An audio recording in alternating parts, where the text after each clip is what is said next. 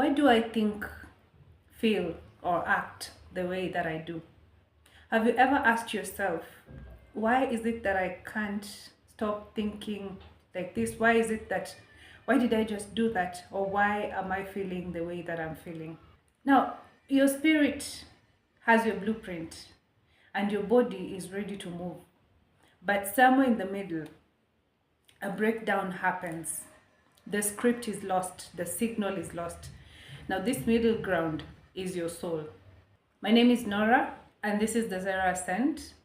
Now, today we study your operating system, and that is your soul. We study how you have naturally been wired to operate. Because if you don't understand your natural wiring, if you don't understand the coding of your software, you'll spend your whole life fighting your internal architecture instead of moving towards your purpose. So today we are looking at the three components of your soul, and that is your mind, your will, and your emotions. Now, the first component is your mind.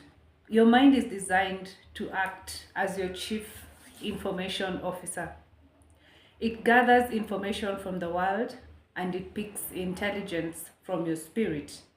And it's supposed to process these two pieces of data and give you your strategy. So you can as well consider it your chief strategist. Now, your mind is not just for thinking, but also for perception. How you perceive a matter determines how you respond to the matter. When you're in misalignment, you'll see a door of opportunity and your mind will process it as a wall of stumbling.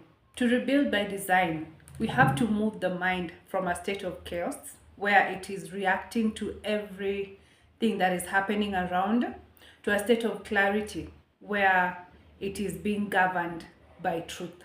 Next is emotions. Now, most people either idolize their emotions or suppress their emotions. But the best strategy is to use your emotions as your sensors. Now, your emotions are meant to tell you the value or the condition of your environment. Now, think of it as the gauge on your dashboard. For example, fear is supposed to be your sensor of danger. So, high speed, move away. But joy is supposed to be your sensor for alignment. Now, the challenge with most of us is not that we have emotions, but it's that our emotions are not calibrated. They give us danger signals when we are safe and apathy signals when we are supposed to be moving in haste. And then finally, we have the will. This is your execution function, or what you want to call your decision maker. Now, in your perfectly aligned state, your mind gives you clarity, your emotions give you energy, and your will helps you to execute. But because of the brokenness that we talked about in the last episode, most of the time you'll find that your mind will know exactly what to do.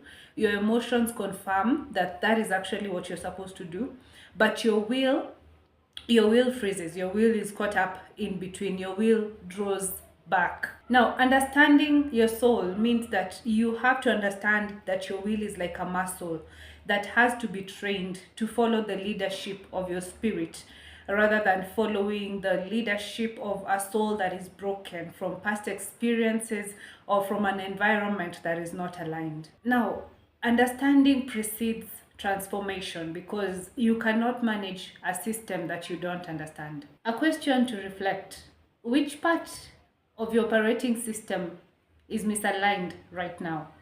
Is it your mind that is feeding you with error messages, or your emotions that is giving you false signals, or your will that is stuck in a drawn back state? Now, identifying the broken parts of our soul is our first step towards rebuilding.